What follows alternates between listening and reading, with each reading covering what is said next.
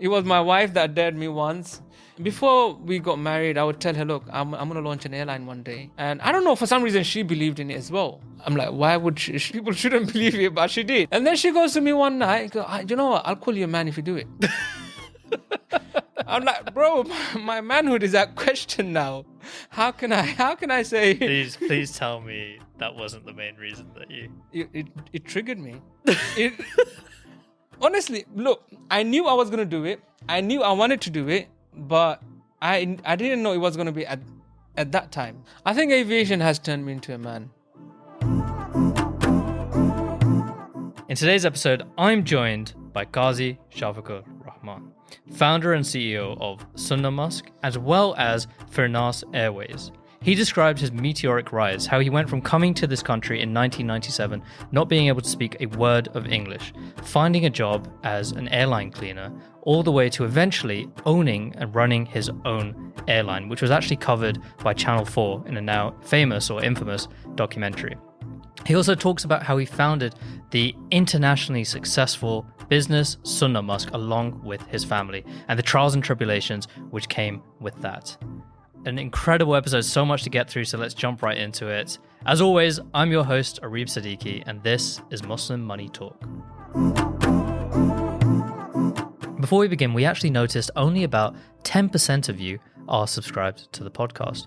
So if you like what you're listening to and you want to hear more from us and see more things Muslim and money related, then please consider subscribing and, of course, leaving this episode a like and share it with your friends, leave us a comment or a review, because it really, really does help us out and help more people to find us. Thank you. Now back to the show. Kazi, assalamu alaikum. Wa alaikum assalam wa rahmatullah. It's been a long time coming, but you were one of the key targets that we've always wanted on the show. Wow. Day one. Wow, I feel very special now. But I'm sure you're not surprised, mashallah. You're, I think, one of the brothers who's doing the most within the space through the Side by Side podcast and obviously your business ventures, from the massively successful, internationally now recognized SunnaMusk brand all the way to Firnas, which, of course, I first came across through the Channel 4 documentary, like many people, but I think it's kind of gone on to take a life of its own in the Muslim kind of sphere. So, you shouldn't be surprised. We love to have you. Alhamdulillah. So, thank you. There's so much that we can talk about. I think you have two sides to you, two vastly different businesses that you were known for in the past. There's the SunnaMusk, like we said, the fragrance brand, now with over 25 stores around the country. 36 plus. 36 plus. Yeah. Okay, mashallah, my numbers are slightly out of date. 36 plus stores all around the country. And now it's about 5 countries. 5 countries. Yeah. Five so countries. UK, you've got, if you want to count Scotland and Wales, then that's different. But England is good.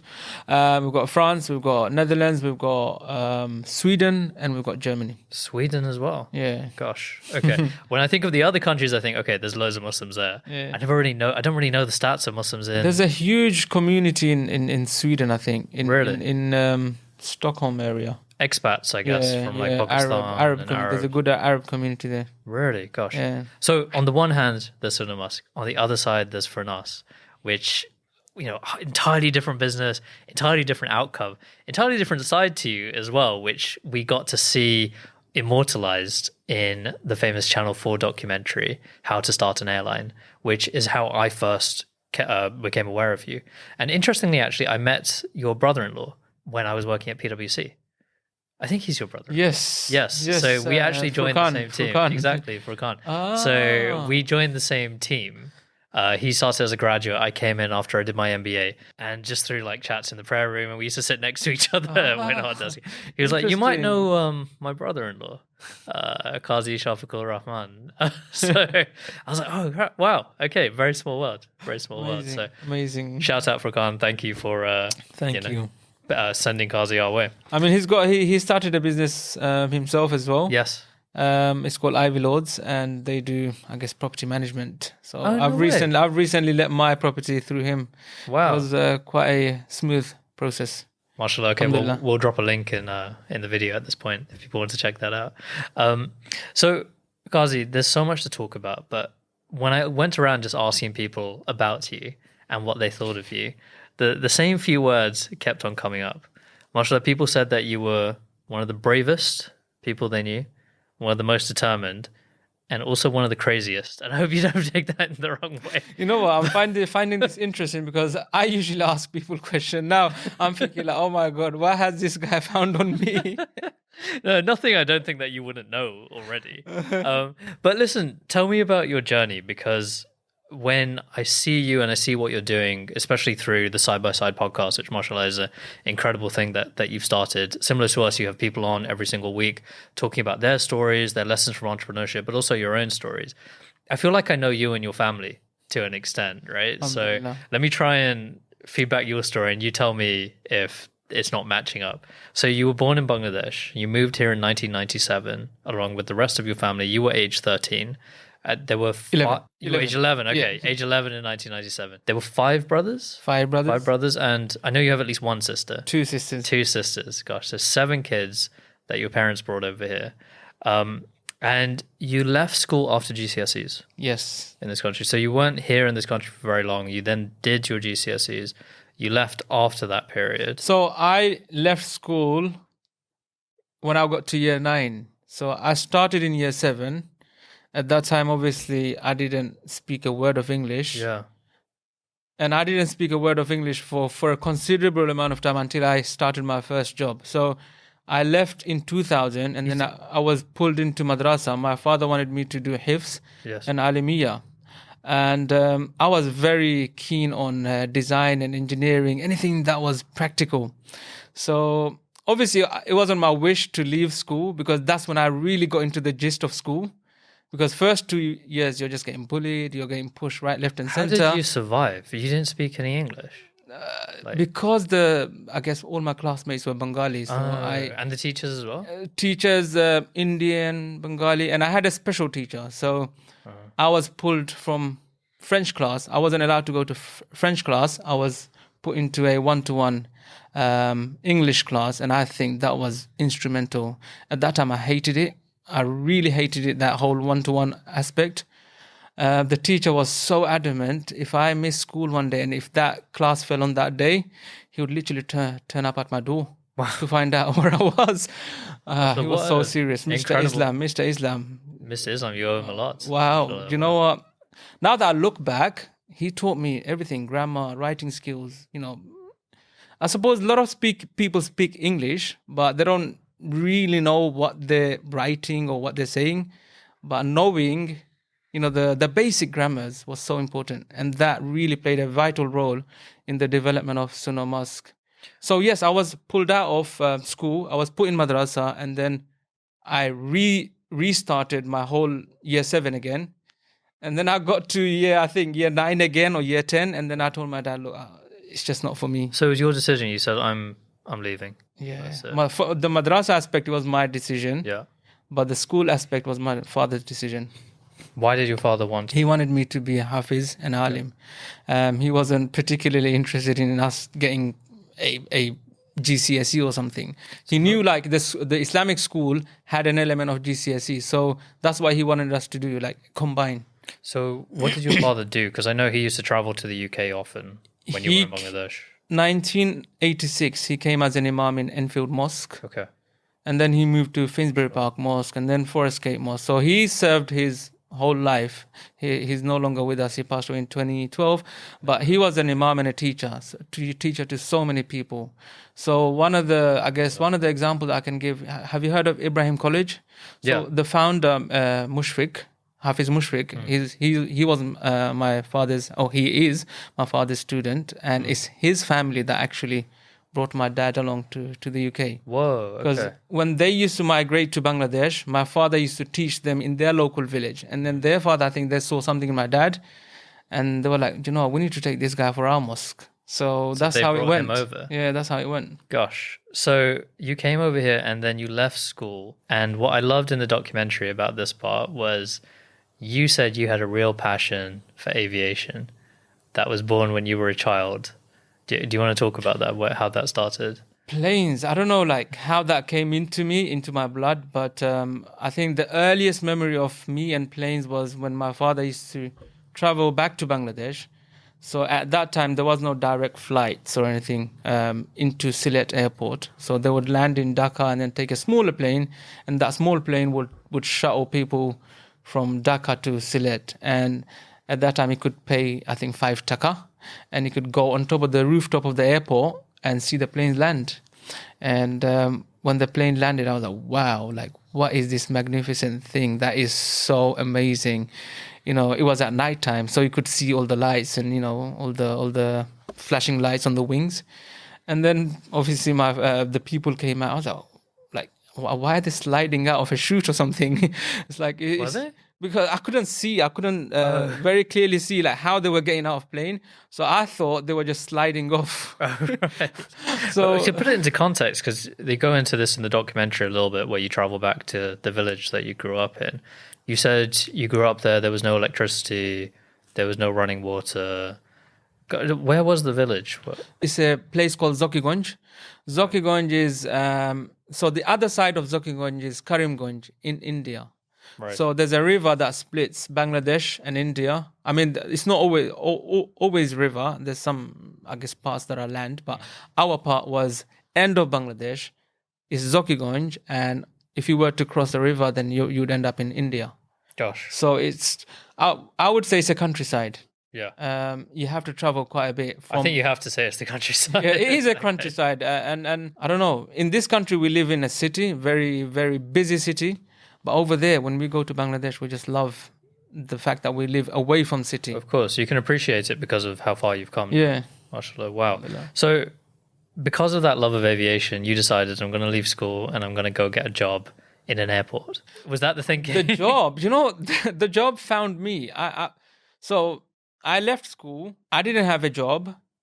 I was signing onto job center. My father did find me a job. It was like a money transfer or something. Okay. And you have to go into this basement. And again, there's only like 2 people working, the boss and me. I'm counting money and he's doing other stuff like property or something. And I was like 5 days in, I was like, nah, man, this is not happening. How old were you? You were like 16? No, I was about 18 or something 18, at that point. Okay. Because do you remember I went to madrasa and then I started year 7 again, and all of that was happening. Sure. And then, I got this job because of my dad, and I'm grateful that he got me this job. But I realized that those kind of jobs were not for me.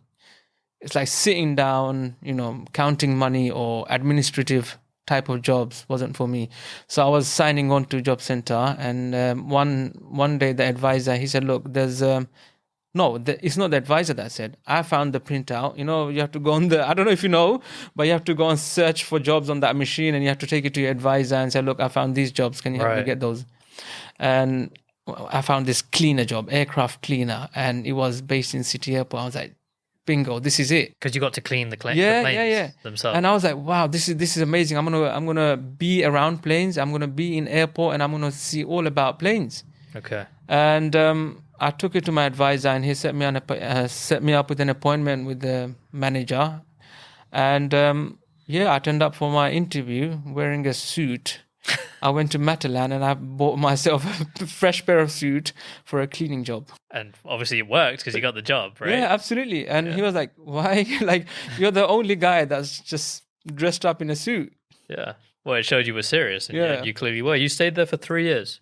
I was there for about 3 years, yeah. Okay. And the documentary made a big deal of this because I think there was the thumbnail of the thing was from airport cleaner to airline owner. Yeah. That's really what they pushed. But how do you feel about it looking back on that time? Do you think it was instrumental in you wanting to run an airline? It was instrumental in many ways. I would say it was for my English because I was surrounded by predominantly English colleagues, and there was no way to communicate with them apart from speaking in English. So that forced me to speak in English. Before that, you would just find ways around not speaking English because you don't want to sound embarrassing, and you don't want people to laugh at you or something. But in that job, I had no choice. I had 2 colleagues. I used to be sitting in a van, one side Peter, the other side John. Like, okay, how are we going to communicate?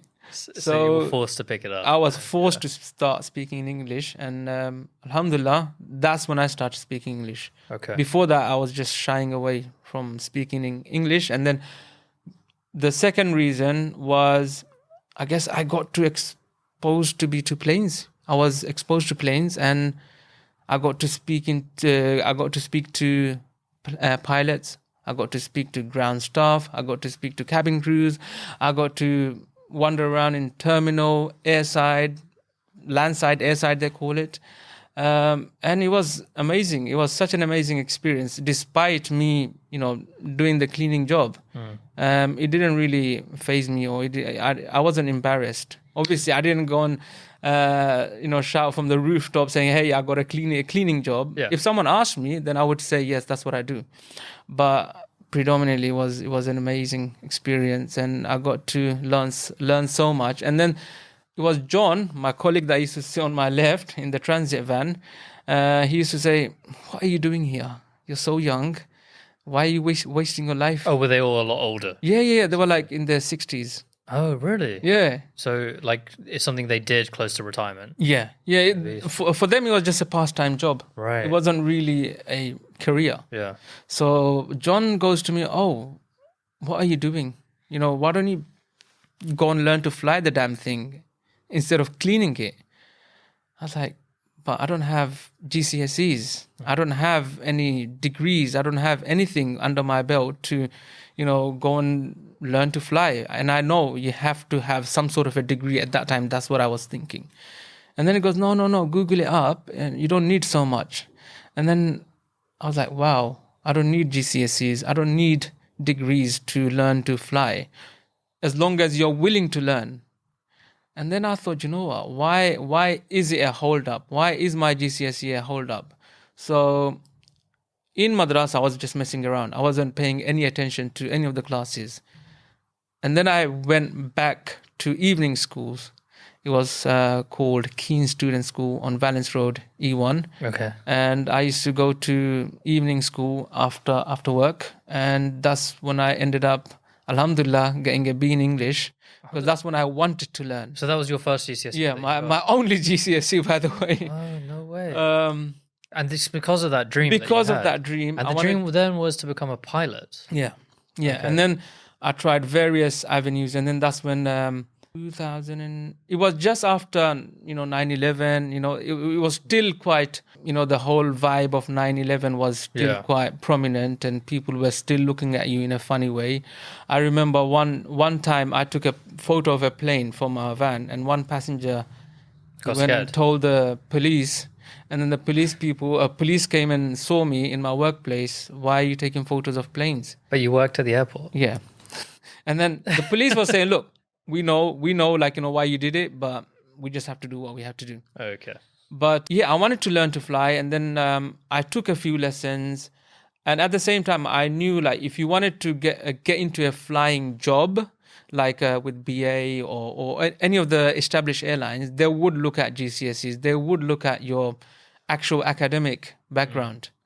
And that's when I wanted to go back and do my GCSEs, but I was really struggling with the math side of things and physics and you had other stuff going on at the same time, because obviously these lessons weren't cheap, right? They were like expensive. £150. How were you paying for this? What were you I doing? was working in City Airport. Yeah. I was earning quite good money because I was still young, living with parents. Yeah.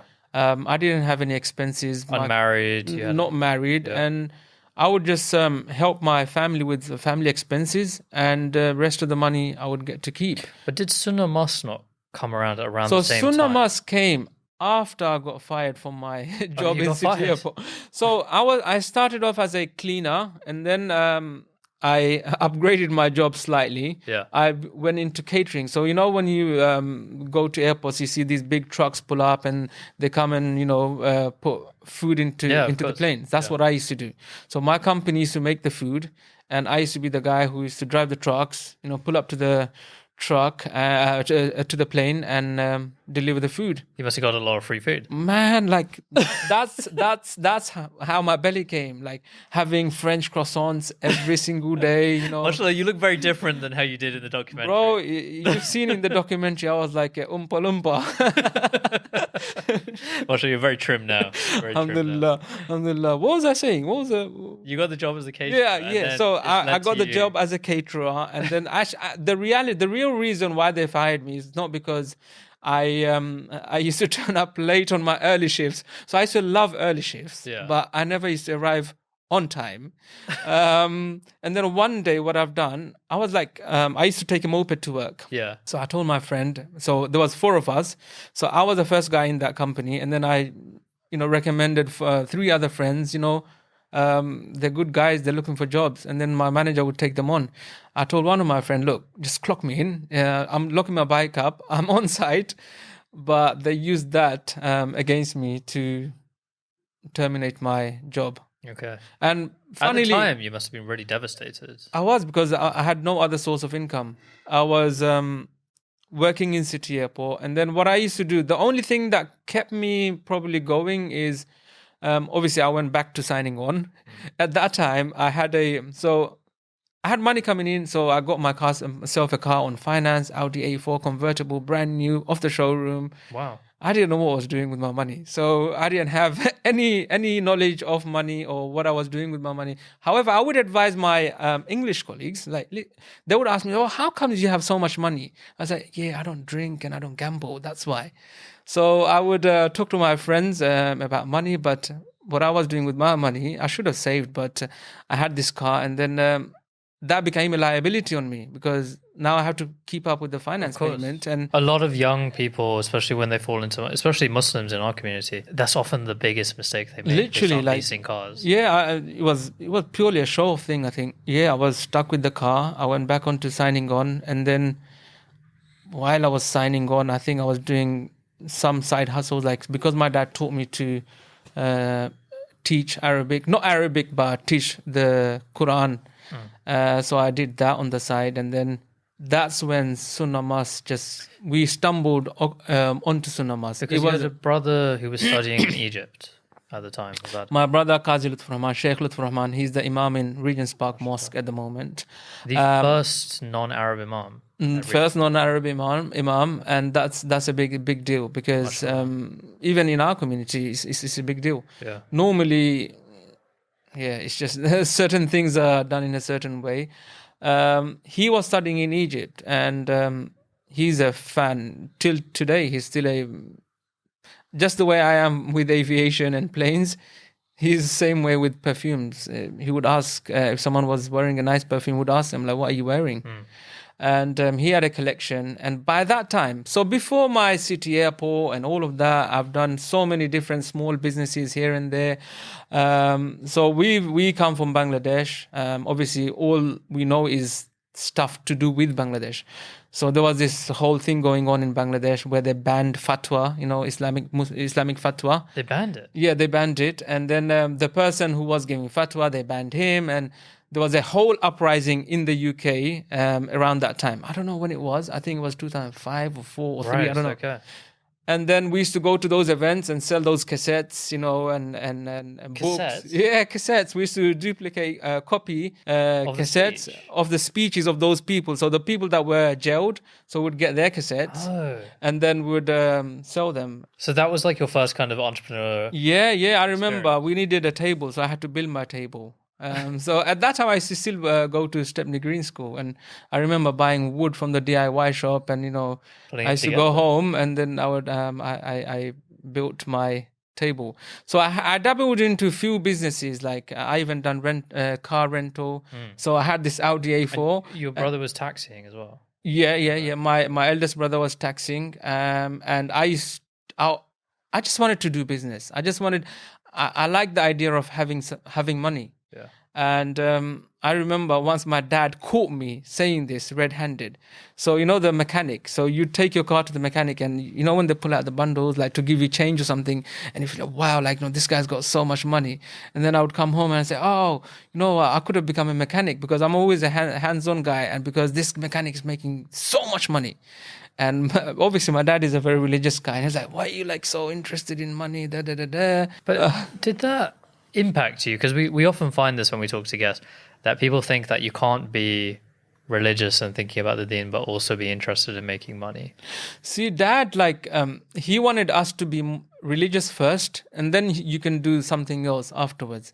He didn't want it to be the other way around. And with me, it was the other way around. It's not like I wasn't praying or anything, but it was more, he had a certain ideas of what we should be.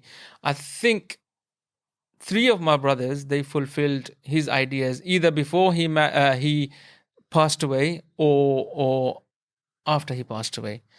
My 4th brother, Sheikh Ashik, he's the Imam in Darul Ummah Masjid. He recently graduated from Al-Azhar University. Just a couple of months ago, right? Yeah, a couple of months ago. Amazing. But that was it's not graduate. I think it's master's degree in Islamic fiqh. And that's really difficult because that university, if people don't know, it's like going back in time. It's definitely, it's like we were going to this event and like I was looking for toilet and they're like, yeah, I don't think you want to go to that toilet. So it's like, yeah, you do travel back in time. So there's no air conditioning. No. Yes. No. Okay. Everything's like handwritten, not digital. Yeah. Gosh. Okay. So Dad, he wanted us to have a certain upbringing, and I understand why he wanted to do it in such a way, but for me, I just couldn't get myself to like a certain thing. For some reason, I just didn't like the whole idea of sitting in a classroom and studying, and I wanted to learn what I wanted to learn myself. And then I came across later on, just before SunnaMusk, something called network marketing, and that's what really kind of what I was telling you about my car, and instead of doing something else, something useful with my money, I leased a car or I financed a car. After getting into this network marketing, or it was the company was called Success University. Right. So the product wasn't your Forever Living products or Avon or something else. The product was Success Education. So what was your role? My role was to use the product, the Success Education product, and get other people into the university. This sounds a little bit like a pyramid scheme. Pyramid scheme, Ponzi scheme, whatever you want to call it. But for me, I did build a team. Yeah. But the biggest takeaway for me was the education itself. Okay, so it actually benefited you. Of course, because without it, I don't think SunnaMusk would have been where it is. Really? Without it, because I didn't know how money worked, how business worked. Okay. I didn't know that, I can be a businessman. All along, I was just taking chances and thinking, I'm going to stumble across an opportunity and it's just going to work. There was no systematic approach to business before that point. What was different about this, though, that made you think I can actually learn? It's my thinking. My thinking has taken a 180-degree turn. But was it because you had to teach other people? Yes. So the leadership, that's where the leadership aspect came. That's where communication aspect came. That's where the sales aspect came, because I didn't know what sales was before that. I didn't know what leadership was. I used to think leadership was bossing people around, and I used to be afraid of that whole idea. Like, how am I going to boss people around? I can't even put my hand up in classroom, and you're telling me I'm going to tell people what to do. So I would read books on how to lead leaders, because I was afraid of leading, smart people.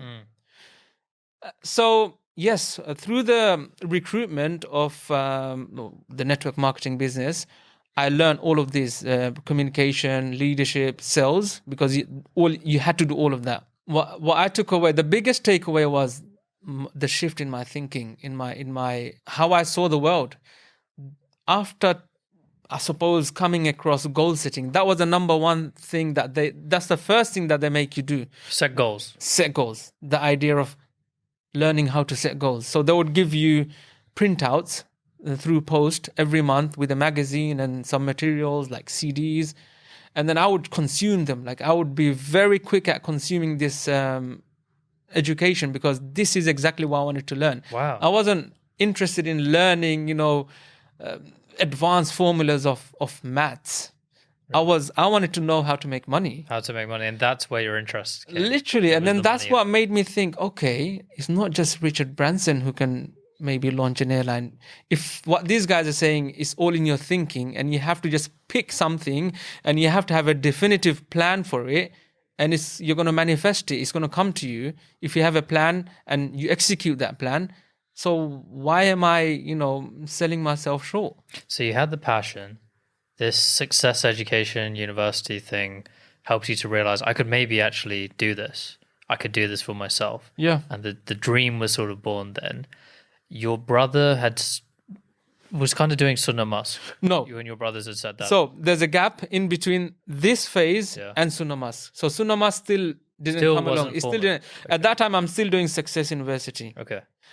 Before Success University, I was doing car rental, renting my car out and, give it to other people. And yeah, that's a business I would advise anyone not to go into. Why? Too much headache, parking fines, this fine, write-off, your car get written off. Did your car get written off? Eh? No, it didn't, but it was seized by police. You had to go and stand in the queue of the compound. And oh my God, this is a very, very bad experience. It still gives me PTSD till today, that experience. So yeah, I was doing that. That didn't work. I built a reputation of being a serial failed entrepreneur. So every few months, obviously you would meet relatives and they would say, okay, what business are you doing now? Oh no. So okay. After Success University, everything changed. I even had a sweet shop. So from the car rental, then car sales, buying damaged salvage cars, fixing them up, selling them on, and then ended up doing a sweet shop because we needed an office because we didn't want customers come to our house to meet us to see the car, and these cars were not fully fresh cars. They were written off cars. Yeah. And at that time, Auto Trader didn't have features where you'd say, okay, it's a Cat C or Cat D or Cat whatever.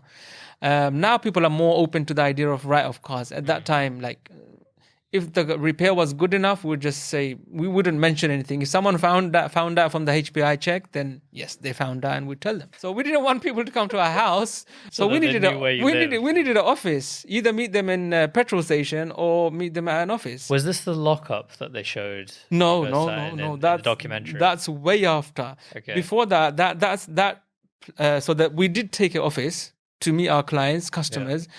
And that's where the mistake happened. That's where we went the wrong way. And then I'll tell you how my education from Success University and when SunnaMusk came along, how I steered away from certain things. So we took this office. It was set for a sweet shop. It had the whole fridge and everything set up in there. So we thought, you know what? We're going to use the back as an office and we're going to turn the front into a shop. Biggest mistake ever. Why? Because we used all our money into the shop. Oh, no. And then we lost sight of why we were taking that office in the first place. Just became a sweet shop. And then we ended up, before we knew it, we were running a sweet shop and not a car sales business. We did make some good money, like about £7,000-8,000, me and my friend. Uh-huh. And what about your brothers? I thought this was Yeah, that was not with my brothers. Okay. The only business we brothers do is SunnaMusk. So, and then Success University came along, and then SunnaMusk came along in 2009, and that was right after I got fired from my job. Okay. So I was doing for about a year, between getting fired and a year, I was doing night minicab driving. Wow. Again, I hated that job as well because at that time there was no Uber. And what that meant was you didn't know who your clients were. So my first job on my first night, the guy didn't even pay me. So I took him from central London all the way to somewhere in Surrey or something. And because I didn't drop the customers off as he wanted, so there was like few of them. And I think I dropped one person off first where I should have been dropping them off after. And then he used that as an excuse and he just legged it. That's crazy. I called the police. Obviously, police were not going to do anything, Yeah. and that was my only job at that night. On that night, my first night, and I you ran went away. home empty-handed, man. So sad, so sad. It's okay. It worked out in the end. Yeah, it worked out, and then I used to do minicabbing at night, and then SunnaMusk came along. So how did that start? So your brother was in Egypt. He himself had that passion for fragrances, the same way that you had a passion for So he aviation. always wanted to do something to do with. He wanted to do a business as well, and he knew it was going to be something to do with fragrances, but he didn't know who was going to do it. He needed an executioner. So he told me, "You've done a few businesses. You've got some experiences. Maybe, we can get together and put some money together, and maybe we can turn it into a business, and you can run the show." I was like, "Okay, I'm always optimistic. I'm always ready for business." So did your brother turn to you because they saw you as like the money-minded business? They saw me as the guy who just goes out and does things. Okay. So I was ready. We all put like £200 each together, and that was it. To buy stock. Pure stock, stock and some packaging. Those perfume bottles that come in those pouches, drawstring pouches. So we had some of these and some perfume oils from Egypt, and it was sent by air cargo into Heathrow Airport. I clearly remember my eldest brother and myself. We went down to collect it.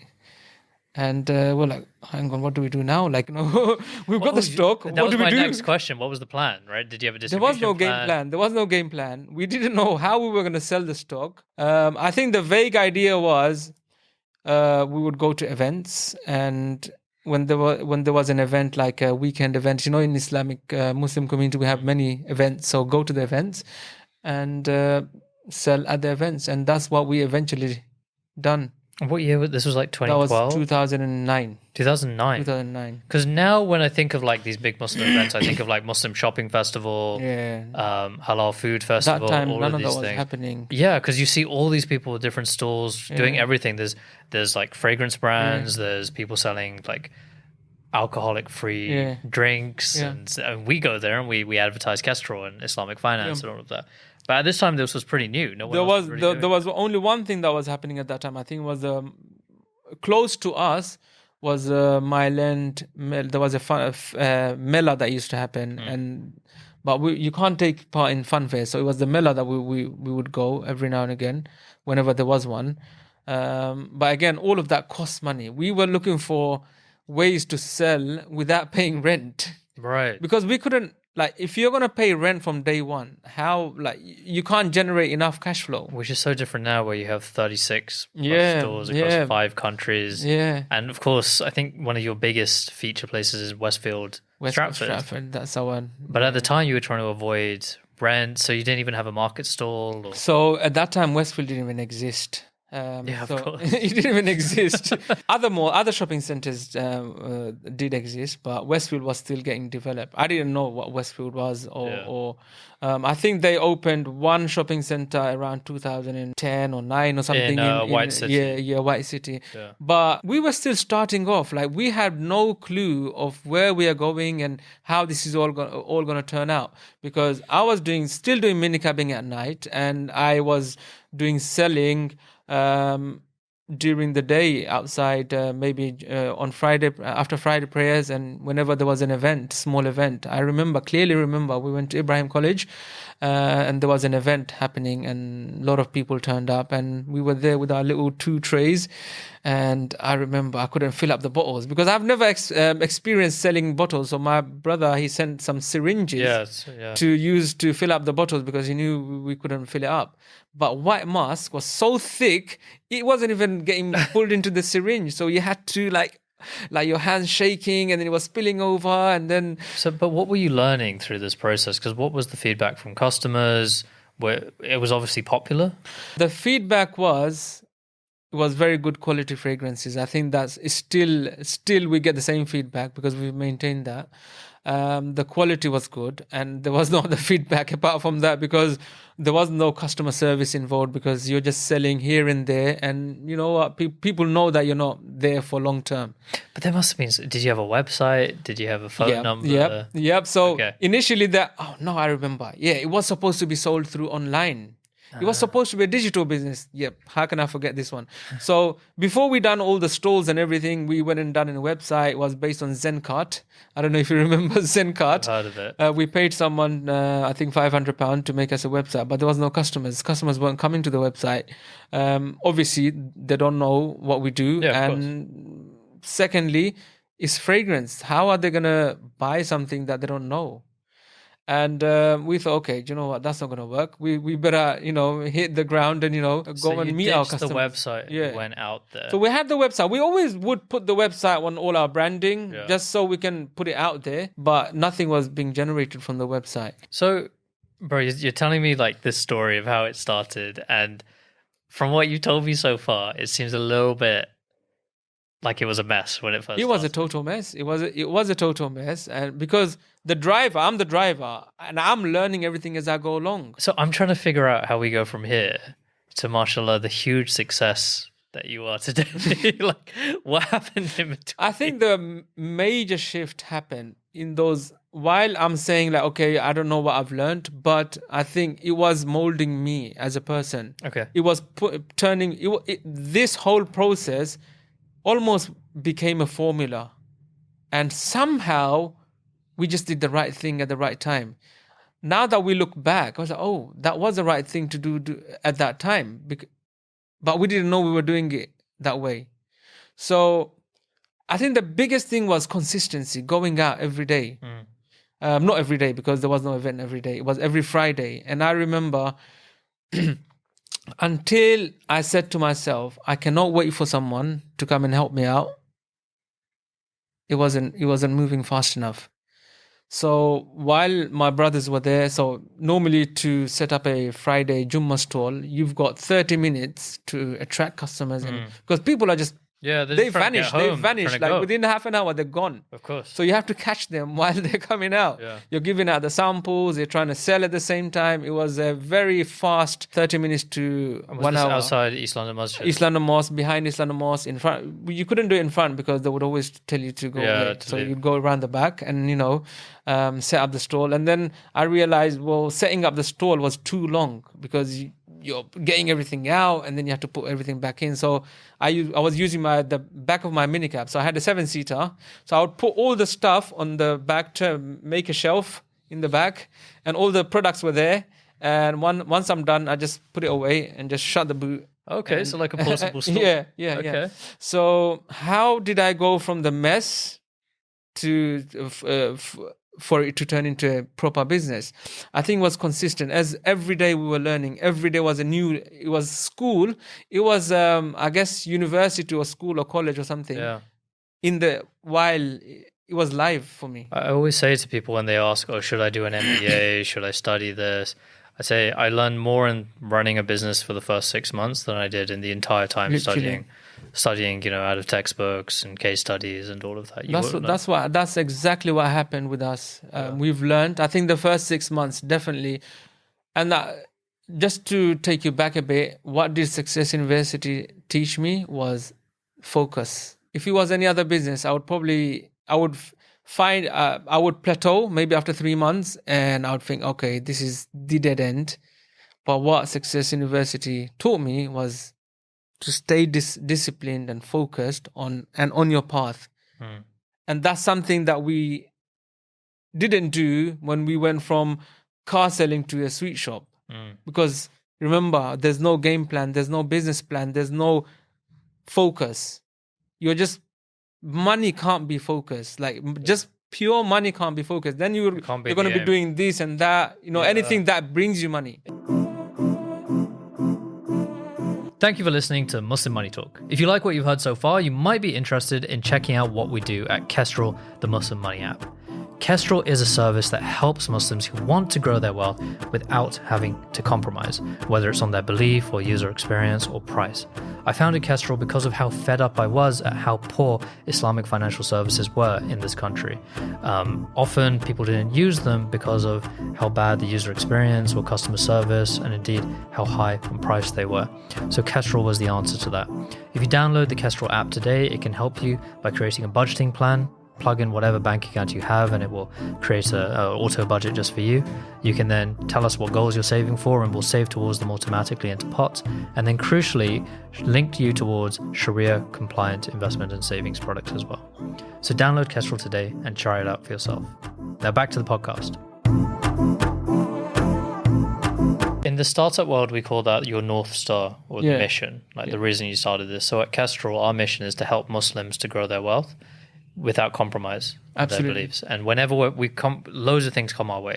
Someone's saying, can you do this for us? Can you build this for us? Can you do this? And we always go back to that. Is it actually helping us fulfill the mission? And if it's not, then it's a distraction. If it is, then fine. So we started off as a consumer app in the UK. You download it on your phone, you use this. But then interestingly, a bank came to us, a big Islamic bank, the biggest Islamic bank in Malaysia, Bank Islam, saying, can you actually white label your software, give it to us so we can launch our own bank, our own digital bank? And we thought, this is really different. I never imagined I'd be doing this, right? I always thought it was going to be a consumer app. But then when we look back at that mission, we're still helping Muslims. All of their customers are Muslims as well. We're still helping them to grow their wealth in a Sharia compliant way without compromising on their beliefs.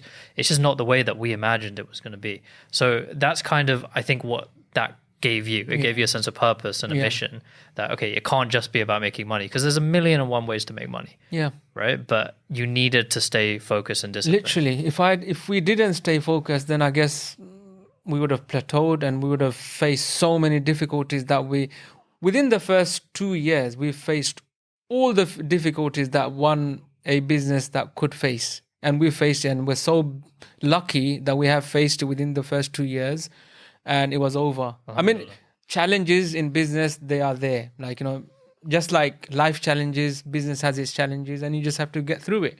But the teething issues, the startup phase, and it happened within the first 2 years, and alhamdulillah, we stayed focused and we stayed determined. What was the biggest issue that happened in those first 2 years? Money was an issue, because we've got a lot of self-imposed restrictions. You can't use riba, you can't use loans, you can't use... Yes, you can ask family and friends for loans, but they're not going to be hundreds of thousands, is it? Because we didn't know enough people that had that kind of money, because we were not from money background. My father wasn't... I mean, he did try and do some businesses here and there, but he was never a businessman. So in our family history, we are the first family to actually have a proper business. So you can't just ask someone who doesn't have money to lend you money. But we did, luckily we did knew a few people that my father knew, and he vouched for us. And because of his reputation and being an imam, they had no problem in loaning us some money. That must have been scary. It was so scary. It was so scary. You're putting your father's reputation literally on the line. So money was a big problem. So to just fast track the journey from being a stall operator, not a stall, being a ad hoc event operator, to now we have to make it consistent, because events wasn't good enough. It wasn't consistent enough. And if we are to make this business a serious business, then I needed to become full-time. And for me to become full-time, someone's got to pay something to me, because I've got my phone bills to pay. For sure. I've got, my basic costs, and my father wasn't really paying, because that's a commitment that I made to him, because if he allowed me to stop Islamic education and go into work or something, then I would self-fund myself. And he thought, okay, Dad, fair enough, whatever. Because he was pushing, it wasn't happening, and he thought, whatever. So you got these halal loans, which are interest-free, Qard Hasana. Yep. So we use our own cash flow. So we didn't need to use cash flow up until Westfield came along. Before that, we were just recycling our own money. So tell me about... I'm so interested in that, right? Because to get a shop at Westfield, what does it take? It can't be easy. You needed to show that you've got something. Okay. You've got something behind you. You've got a product that you can that will add value to them. They're not interested in what you've got. I mean, everyone's got their own self-interest, and the self-interest of a shopping center is how are you going to add value to their shopping center, which will make more customers come to their shopping center. So it's not just, can you pay the £1,500 they're always looking for a a story. They're looking for a proper product that will add a dimension to their offering. So we were doing events, and then I had to make it full time. And then that's when we went to market stalls. We went to Bethnal Green. It was stood there a whole day in rain and thunderstorm. And we made about £70. I was like, okay, this is not happening. This is not, the ROI is not good enough. Like there's 2-3 people standing there in the stall and the money wasn't there. Were you the only brother full time? At that time, I was the only brother full time. Abid was still studying in Ford Square Madrasa. So he was there. He would join me in the evenings and weekends. And so, Abid, for people who don't know, he's the current CEO. Abid is the current CEO. And he's your youngest brother. He's my youngest brother. And so everyone said, Whitechapel Market, you can't go into that because it's too busy and they're not going to let you go there. I'm like, why? So you have to go every morning to the market office before 7:30 a.m. and you put your name down that you're going to trade on that day. So one day I asked the market officer, look, is that true? I can't trade in Whitechapel Market because that's the market that I would like to be in because that's where the footfall is. He goes, no, that's not really true, but it is true because there's a lot of permanent stall holders that have taken all the pitches. But put your name down, and if someone doesn't turn up, then we'll put you on their location. And there's a lot of, obviously they worked on the average and they know like some people won't come. Not everyone's going to come every day. Sure. So they would give those allocations to the temporary guys who have been on the waiting list. So first day, my God, like we made £200. Oh, so you got a spot on the first day? Yeah, because you go, so the idea is you have to go every morning. You can't just put it on autopilot. You go every morning, put your name down, and there's a queue system. The more you turn up, the more your ranking goes up and they prioritize you. So they have a full system going. So this was a proper, you'd gone from basically selling stuff out the back of your car. Yeah. Once every Friday to now you're every day. Now it needs to become every day and it needs to pay my salary or something. And my thing was, if we made at least about £100 every day, then that would be good enough. And it would pay me like, I think maybe about £50 a week just to keep my expenses under control. And that was the goal. And then Whitechapel Market, £200. And then it kept on going up and up and up and up. Wow. Eventually, on that first weekend, I think we made, in one day, we made about £700. And I guess the major success factor was we were so different. And I think that's where the shift started happening. We knew we wanted to be different. We knew we needed to have a brand. We knew we needed to, have a nice projection. And before all of that came into play and for people to see, it took some time, maybe about a year or so. But you set up other stalls. And then we set up as a stall in Whitechapel Market, and then we had our own marquee. You have those stripy marquees that with the rods and everything, and they would build we didn't use one of them. We used an instant marquee, and you just pop it open and instantly becomes a marquee, and you set up your table. And we had, at that time, we already had a van as well. The van was used to store our goods, and the back of the van was turned into a shop. So we had 2 sales avenues. One with the van, if there was an event, then the van could go and display the goods. But this was almost like your permanent shop. Yeah. In Whitechapel Market. Not permanent, because you have to go every morning. Yeah. But you were there every day. Yeah, basically. but sometimes they would give you one side of the market. Sometimes they will give you in the middle of the market. Sometimes they will wherever there was a space. So what were your customers? Because it's really difficult to do this. Did you become really good at selling and bringing people? I wasn't, to the store? and that's where Ashik comes in. My younger brother, third brother, the Imam of Darul Ummah. Sure. He was always the loudmouth. He was always the sales guy. He was always the marketing guy. So I would be the back end guy. I would make sure the stalls are the stalls are set up, the products are there. Abid was the guy who was in between me and the sales guy. So this Ashik would do the selling. We had a PA system, so we were very loud in the market. Really? So we'd give out samples, and Ashik would close the sales, and then he would hand it over to Abid, and then Abid would fill it up, serve the customer, and I would be behind the guy just making sure that they've got everything that they needed to make the sales. And who were the customers? Were they just passers-by, commuters? They weren't like regulars. No, there different was at people that every time day? there was no such a thing as a regular for us because no one knew us and we Yeah. didn't know anyone. But I think towards the end of market store days there was some regulars. We did have some regulars. But was this enough to convince Westfield shopping mall? No, absolutely no. And as I said, Westfield was still being built at that time. Yeah. So we had to. So we started in June. It was summer. It was nice, lovely. We had a lot of fun doing the stalls. People would say, "Oh, which company are you guys from?" Because we would turn up in our van. It was all branded and everything. And we're like, "No, we're just doing our own thing." And so, "Oh, wow." Anyway, come winter, bro, your hands are freezing. Like today is very cold, but it was probably 10 times worse. And you're out we're there talking, all day. Yeah, we're talking about 12 years ago, Yeah. and the climate was much more extreme. And let alone, so you're trying to convince people to try something on, but they're too cold. Their hands are in their pocket. Of course. So I was like, okay, what do we do now? Like, so the perfume oils, due to the cold, it was actually becoming frozen. Really? Yeah. So I'm like, okay, So you this have is to get inside. This is a big problem. And my mom, she wouldn't let me call her sick. So mom played a huge role from behind me because she would like make sure, she was like a boss. She was making sure that we're going out through the door and making sure that we're setting up the store. Even if we were late one day, like 12 o'clock, normally you're supposed to go, say 9 o'clock. Yeah. She would say, no, you still have to go. It doesn't matter if you're late, you still have to go. Even if you make 50 quid, right? Well, that's So something. she was like the enforcer, your Yeah. disciplinary. Otherwise, we probably would have said, you know what, I'm not feeling it today. Let's just call it a day.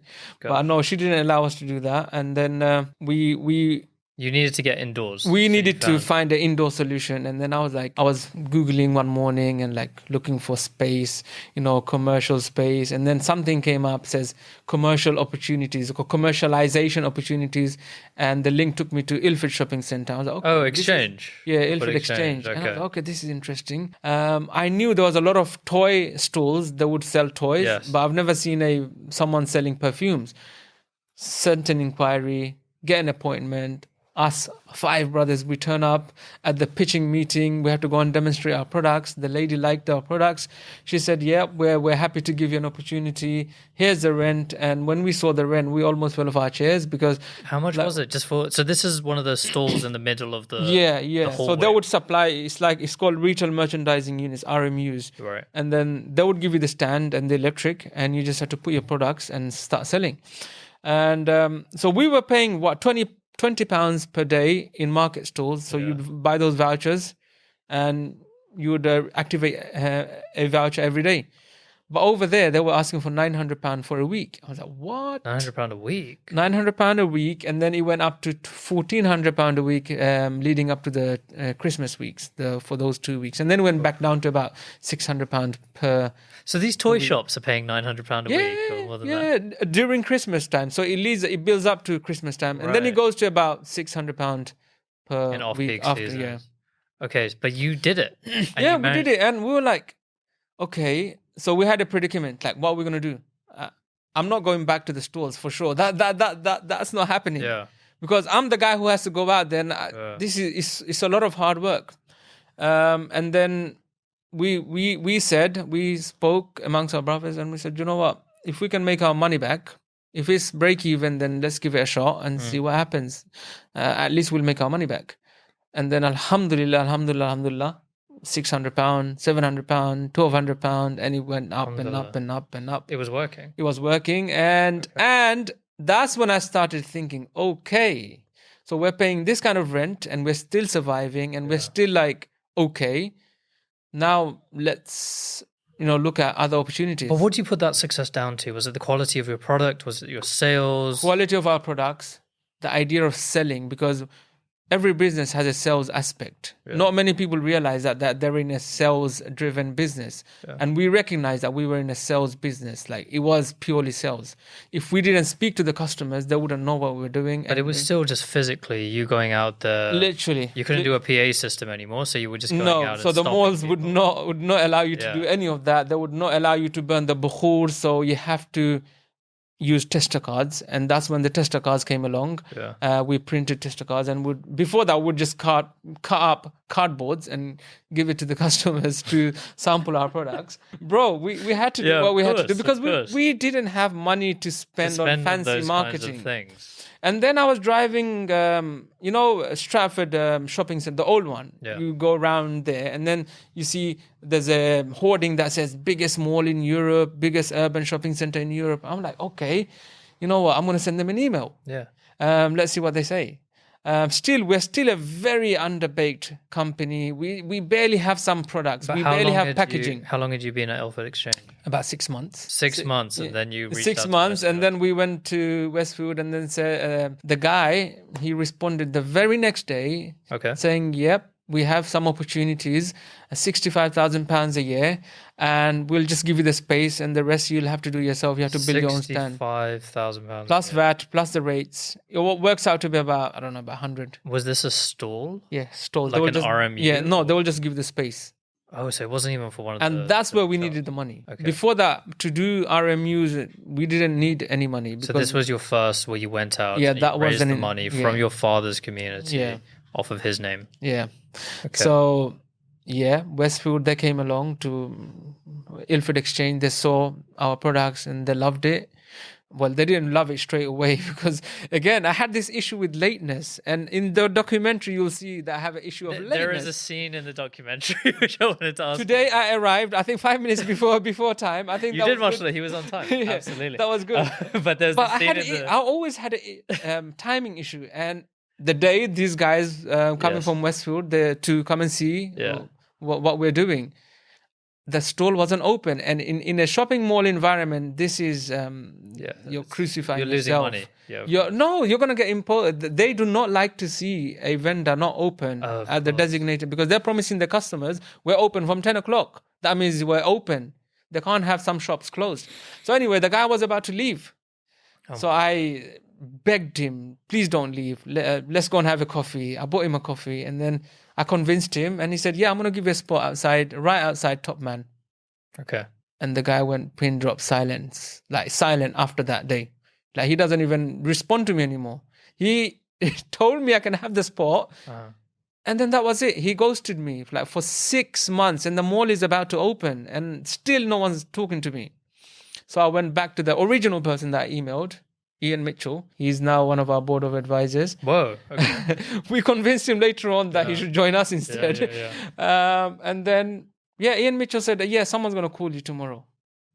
And he gave me that reassurance. And dare I say, that guy, I'm not going to mention his name, he did call and say, yeah, I'm so sorry. I was in holiday, blah, blah, blah. He made some excuses up. And he said, yeah, we're going to give you the heads of terms. And if you like it, sign it off and we'll take it from there. Bro, have you had that moment when you really want something and then that thing comes to you and then you don't know what to do with it? It's like, oh no, what do I do now? Like, now it's coming. Like, that meant money. Like, where am I going to find the money? Yeah. So I consulted a few of my real estate friends and I said, look, what do I do, man? I said, man, just submit that goddamn thing and just send it off. Why are you so afraid of? Just give it a go. Yeah. Give it a go. Muhib Mama, I call him Muhib Mama from Wild Cross in my land. I took him to various meetings in Westfield because I didn't know what I was doing. So I needed someone to be by me who understands all of this. So he said, yes, just submit it and see what happens. And alhamdulillah, literally a few days ago, I was telling my brothers, it's 13 years on since we've opened Westfield, and that's still the best decision that we've ever made. Wow. Marshall, why was it so successful for you, do you think? We were a stall operator. We were stall guys. We were referred to as stall guys, but we were not referred to as stall guys after Westfield. Like, people actually started respecting us as a brand. So this association with Westfield, it turned us into a brand overnight. Yes, it was hard. First few months, we were making like £500 a day. It wasn't breaking even. It was a loss. And we were scratching our head thinking, what are we going to do? Had you left Ilford? You're only... No, we got thrown out.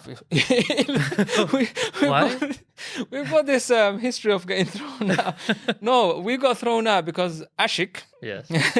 he broke a door handle in the toilet because he was doing wudu. You're not allowed to use the public customer toilets to do wudu. There's a behind the scene toilet, and he pulled the door too hard, and then he broke the door, and then When someone it was locked. Or... no, it was just a customer toilet, and he opened the door no. too fast, and the door handle came off, and someone grasped us. So And they threw you out for that? literally, we begged them. We begged those guys. I'm not going to mention the names, but they said no. It's just not happening. They shut our stall. They put a lock on our stall and said the only way it's going to go forward is you're going to take your stuff out. So whether you liked it or not, There was no negotiation. We were back in Market Stall, bro. We were back in Whitechapel. but so you were back in Whitechapel, and then the Westfield opportunity And came. then Westfield came, and then we were still in the background. We were working in Westfield, Yeah. but we were so disappointed because Ilford was making good money for us. Yeah, of course. But It was when giving what was the turning point at Westfield? What I made think it? about 3 months in. Yeah. Because the luckiest thing that we had with Westfield, they gave us 9 months rent free. Really? They do not do that for anyone. I don't know why that guy, he just gave us what we wanted. I didn't even know there was a rent free thing. I thought you had to pay rent from day one. No, they give you rent free, but not for 9 months, and not in Westfield. But did you sign up? It was like, okay, 9 months free, but then you're there for 3 years. Yeah, we were there for 5 years. The lease was for 5 Lease years was long. for 5 years. So normally with 5 years lease, they would give you maximum 3 months. But I don't know, like, That's a real it's godsend. from God, man. It's a godsend. Like, why would they give us 9 months? And we were late getting into Westwood because our manufacturer of the stand, he let us down. We were supposed to get in on the opening day or inauguration day of Westwood, and the guy didn't turn up with our kiosk or stall. And then we were delayed by 3 months. We lost 3 months of rent free. Again, thankfully, luckily, they reinstated the whole thing and they pushed it back on the start date. So we had 9 months rent-free to work with, and that's what gave us a breathing space. Otherwise, we wouldn't have made it. And that's where you are to this day. Yeah. Westfield. You can find SunnaMusk at Westfield today. Are you still hanging around at Westfield, or No, we've got an office in Aldgate East. There's about 30 people that work there. mashallah, So amazing. alhamdulillah. I mean, And most recently, you did your big bus campaign. yeah, big bus campaigns. We've, you know what? Lockdown was a blessing in disguise for in so many ways.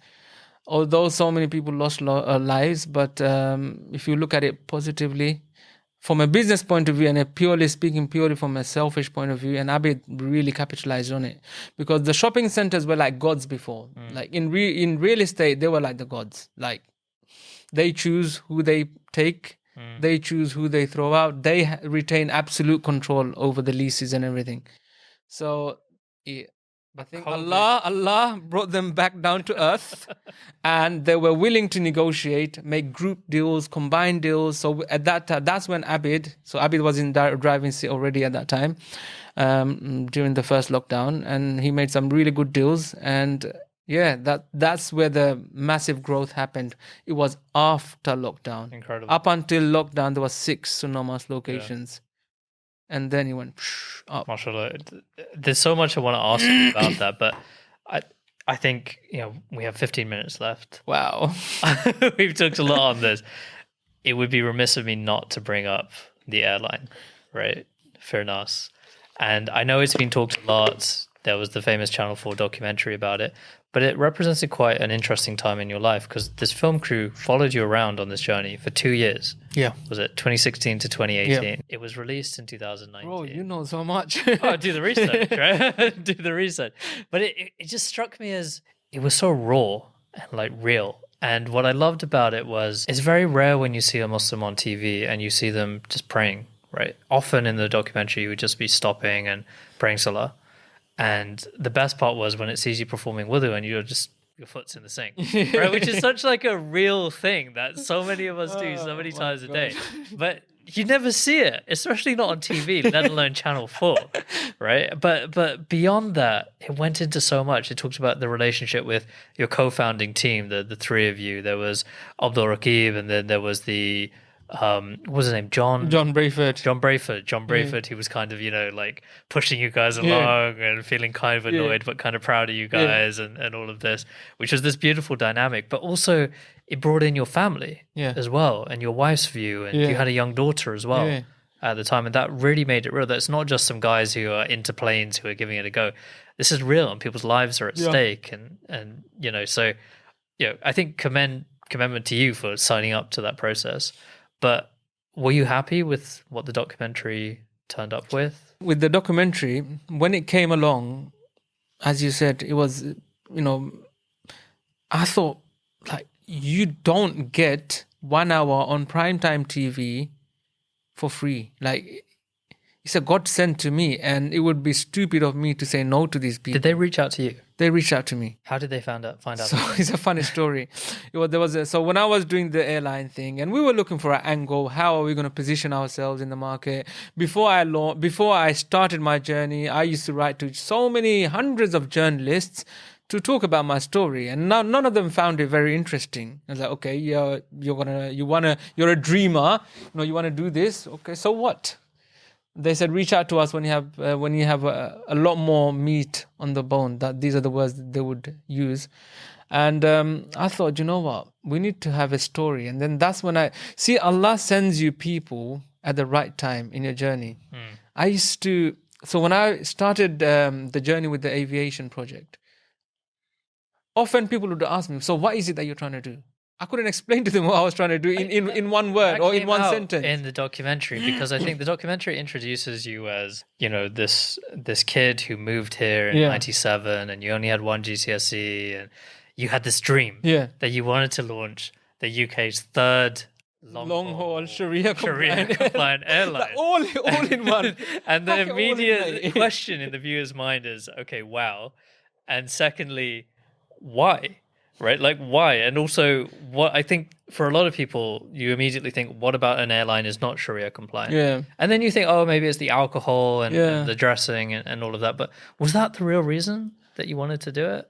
It's to tell a story. I mean, so we built SunnaMusk based on Sharia compliance. And the way I understood Sharia compliance was compliance. You're complying with something. Like halal compliant. You're complying. It wasn't enforcement.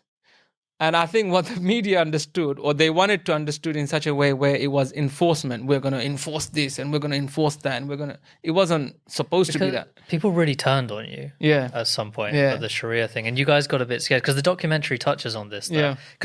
So just so the viewers know, we're just going to, speed along in this story. You left SunnaMusk at one point to pursue this dream. Yeah. And was this... I left and I still left. I'm still left. Well, you're on the team. And I'm on the team, but Abid, you left after Westfield. You guys had secured Westfield. You then decided, this is my dream. I can make this happen. So you handed over the keys to your youngest brother, Abid, who mashallah is done incredible things with it. We'd love to get him on to talk about that success story. But then you went off with your friend, Abdul Rakib. And the documentary, I don't know if it's doing you guys justice, but it just kind of presented you guys as two guys who really liked planes. Laurel and Hardy, Abdul used to say sometimes. You were really into planes, so you decided we're going to do this and we're going to make it work. So I met Abdul actually through an online forum. So aviation enthusiasts, they have the forum. So I would be on the forum talking about my crazy projects. And then he was another Bangladeshi from the same area. And he reached out to me and said, look, if there's any help you need, then I'm happy to help. And we became friends. And then as I was progressing with the journey, so did our friendship journey. It kind of happens. Oh, so you didn't know each other before? No. So we got to know each other through so many people. Majority of the people that I know, even till today, it was through my journey of aviation. And that's when I was going through an evolutionary phase in my personality, my knowledge. Again, from what I've learned with SunnaMusk, I was still in my eggshell. Now I had to man up and I had to go out there and talk to people and make real decisions and take real responsibility. Because I was amongst my brothers. Every time we'd done something with SunnaMusk, it was a collaborative approach. Although I did the execution, but you always had this safety net. But this was you going in on your own, flying solo. Yeah, I had to break out of my eggshell, and Allah sends the right person at the right time. And then I come across. So I was looking for funding. I need to raise funding because I cannot sustain this with my £1,200 salary. This is what I want to ask. I want to say, I think Richard Branson gives a quote where he says, if you want to become a millionaire, start off with £1 billion and start an airline. Yep. Because it's like one of the most expensive, capital-intensive things that you can ever do. Bro, it really is, because unless you're a country and you've got strategic decisions or advantages of why you should have an airline and you can take a loss, then it's fine. For a country, it makes sense. But for a person to really make a commercial profit out of an airline business is so difficult. There's so much dynamics. There's so much moving pieces. You know how when the ticket sales happen on Skyscanner or something, there's so much happening. It's like there's frauds. There's so many different things happen behind an airline. And I think it's this whole complexity that really drew me into the whole idea of aviation. It's like, wow, how does this all happen? I really want to get to the top of it. It seemed like you were just fueled by passion, because if you really knew how difficult it was going to be, would you have done it? Would you have started? I still would do it. Look, it hasn't left my blood. It hasn't really left my blood. Although we're going through a phase of, closing the company and then I suppose maybe revisit it, maybe 10 so the dream is still alive. You still want to do that? It's very much alive, but inshallah, once I've come out of that, I'm still recovering from that shock. I'm still picking up the bits and pieces. It's gone through a liquidation process. Okay.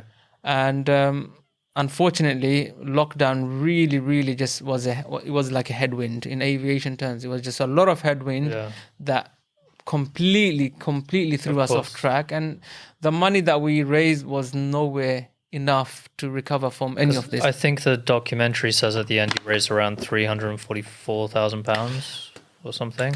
$444 something thousand. Okay. So $444,000. When you turn that into pounds, then it becomes 3 something. Yes. When you factor in the fees of the platform, then you lose more money. And then when you factor in the refunds that some investors also took out before people pulled out. Yeah, a lot of people pulled out because it was a 3 months window and a lot of people changed their minds. Well, what I loved about I wish we had more time to talk about this, and maybe it would be great if you had more time, could bring you back to discuss it, because it was a real kind of hero's journey, if you see what I mean. Because you start out with this guy with a dream, you go out and you find a plane, right? You want to secure the money for it, and then the airport that you sign up to, they for some reason kick you out after you sign like £1 million contract.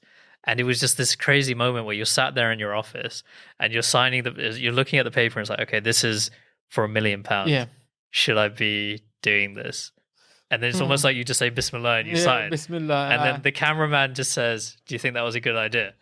I don't know. Look, with me, the thing was, you can go to different consultants, and there's too many consultants in aviation business. I paid so many consultants, and I lost so much money because none of those plans were good enough to really put in front of a investor, and the investor to ask serious questions. If you were to go for the proper consultancies, which I came to know of at the end of my journey. Like who? Like, for example, Knighthood Capital is led by a guy called James Hogan, the former chairman and CEO of Etihad Airways, who is now my friend. Wow. But I wasn't able to get his attention. At that time? Or, in fact, he was still working in Etihad. And, he wouldn't even consult me. There are other companies who are out there who do these sort of things, but they will ask you, how much money have you got? Because there has to be some sort of backing. And if I told them, I've got nothing, then obviously they're not going to take me seriously. So if I was to ever do this again, of course, I'm not going to do passenger aviation for sure. Really? What would you do? Private jets? Passengers talk too much. Talk too much as in complaints, fraud, this, that. What I might do is cargo. Okay. Almost like a trucking company. Okay. Your clients are agents. Your clients are B2B.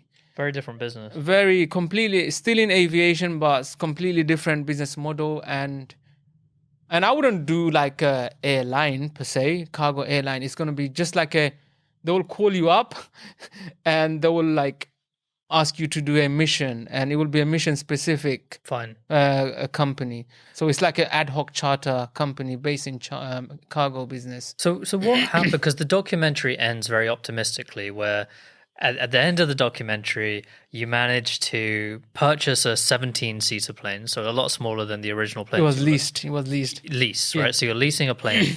It comes with the pilot, who's also the owner, Yeah. and you get all these investors for this fantastic event at the airfield. And then all the investors climb on the plane, and it takes off, and everyone's cheering and chanting your name on the plane, and then it ends, and it just says you managed to raise the money. Yeah. And what happened? What happened after that? Lockdown happened, COVID happened. So we were going through the whole licensing phase, and look, I think there's going to be so much to cover if I open that. It'll be a different episode. Literally. So I'm going to keep it very simple. Yeah. What happened was the money that we raised was nowhere enough after all the platform fees and the refund of investors. I think ultimately we ended up with 200 and something K. Although people rely on the figure that's on the website where it shows how much we've raised. Obviously, it's in their best interest to show like, oh, they've raised so much money, but ultimately we didn't get the actual amount. We needed to do more rounds, more funding rounds, and my hope was let the Channel 4 documentary go out, and then we will do more rounds. And then while all that was happening and getting ready for the next phase, the licensing authorities, they found a whole suite of problems with the aircraft. Really? Which unfortunately the lessor or the owner of the aircraft didn't really fully disclose. I got that vibe in the documentary where he said it hadn't flown for 2 years. Yeah, it was parked up, and Yeah. I don't want to. I guess to be honest, like I'm very angry. I'm angry with certain people, and particularly the aircraft owner. I'm very angry because they should have. Obviously, I take responsibility for not engaging a proper company. You know, like when you buy a car, you have to take AA or a mechanic to see if everything is okay. But with aircraft, it's not like you don't, do a dipstick check. I get it because it was really the end of the dream. This was like the final thing. Yeah. 'Cause everything was going wrong. Yeah. Airports were pulling out. Yeah. You didn't have routes to fly anymore.